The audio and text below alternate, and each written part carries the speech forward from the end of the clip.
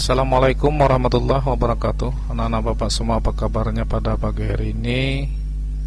Bapak doakan anak-anak Bapak semua dalam keadaan sehat walafiat dan dapat mengikuti pembelajaran sebagaimana biasanya. Pada kali ini kita akan belajar tema yaitu mengenai tentang gerhana matahari.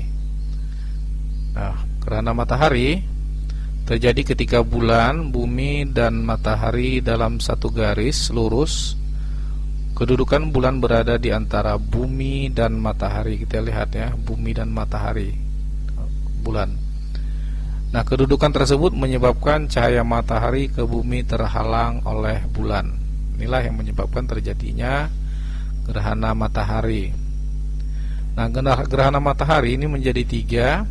Ada gerhana matahari total, kemudian ada gerhana matahari cincin, dan ada gerhana matahari sebagian. Nah, pada gerhana total kita lihat bahwa bumi ini terhalang pada bulan.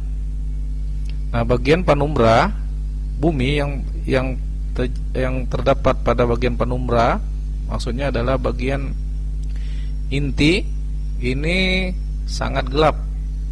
Jadi bagian atau negara, daerah, maksud Bapak bagian atau negara ataupun daerah yang pas pada penumbra ini adalah akan terlihat gelap pada saat gerhana matahari total.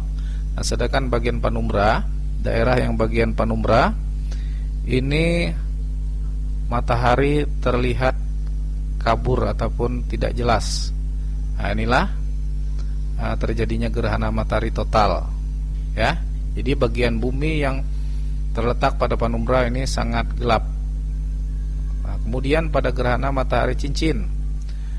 Nah, pada gerhana matahari cincin ini bumi, antara bumi dan bulan sudah jauh ya, sudah jauh.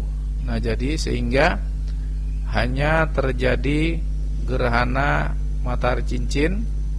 Nah, jadi bagian penumbra maksudnya adalah bagian yang kabur. Ini adalah bagian yang terdapat pada penumbra. Nah, jadi bagian ini biasanya matahari terlihat seperti pada gambar. Nah, inilah yang disebut dengan gerhana matahari cincin. Nah, berbeda dengan gerhana matahari total. Bagian daerah yang pas pada penumbra ini sangat gelap. Nah, seperti malam hari ya. Nah, kemudian pada gerhana matahari sebagian. Nah, kita lihat pada gerhana matahari sebagian ini hanya ada daerah penumbra, di mana daerah penumbra ini adalah daerah bumi. Ini hanya terlihat kabur pada bagian penumbra. Jadi pada bagian daerah bumi ini terjadinya gerhana matahari, kita lihat mataharinya seperti pada gambar, seperti bulan sabit ya. Jadi tidak ada di sini daerah umranya, hanya ada daerah penumbranya. Jadi daerah penumbra, pas pada daerah penumbra ini hanya terlihat seperti bulan sabit.